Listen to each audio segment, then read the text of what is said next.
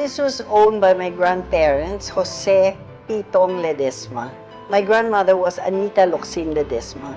And this house was built in 1917 when the oldest of the Ledesmas was born.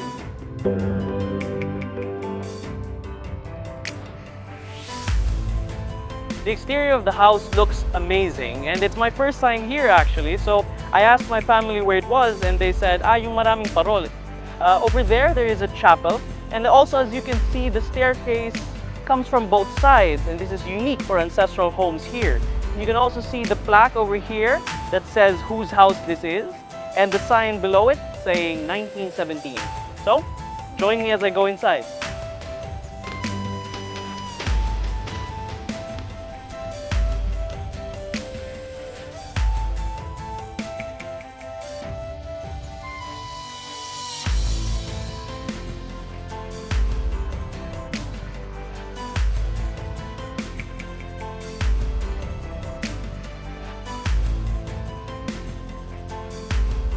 I'm here with Maggie Ledesma Halandoni, and she's going to tell me the stories of her childhood, the story of this house. When it comes to the architecture and everything, how has it changed since you were a child? And It's actually basically the same. My aunt who had the use of the house until she died, apparently they had some things that they had fixed during the time they were staying here, like some plywood here and some plywood there that covered this up. That when she died, we did not really maintain the place as it should have been because nobody was staying in it anyway, so it deteriorates. Until the offer was given to Tony Boy Escalante to rent the house.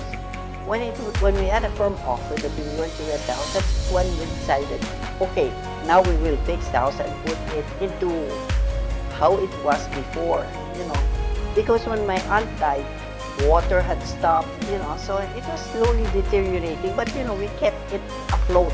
We asked Tony Boy Legaspi to be in charge of the restoration.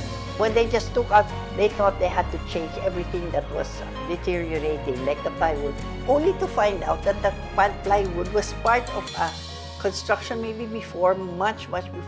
That when they opened the plywood, they found the original hardwood of the house. So actually the beauty of the house came out when we decided to restore it.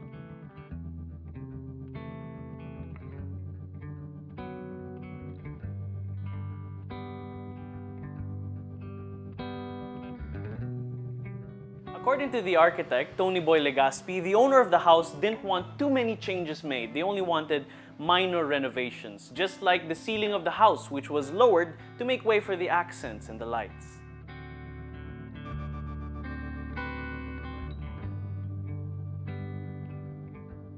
Since the new tenant is a chef, they wanted to make the kitchen more modern. And as you can see, it has a more industrial feel.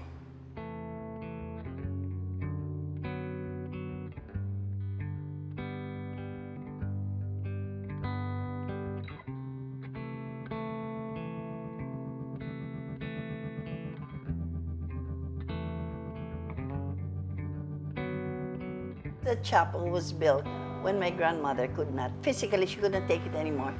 Because, you know, the work that goes into a procession every November 27th, and then you have to make the flowers in August.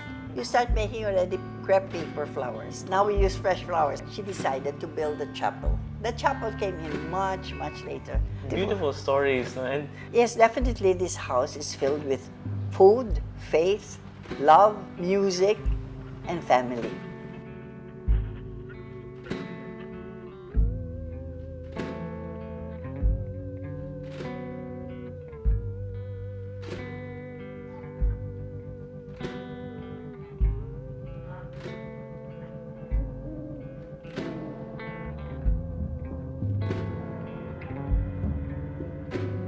restoring an ancestral house takes a lot of work, but as you can see, it is worth it to preserve your family heritage. For more stories on Negrense arts and culture, visit www.negrosseasonofculture.com and follow us on Facebook, YouTube, and Instagram. My name is Carl Lawrence Gaston Cervantes, taking on the world for Negros Season of Culture Rooted.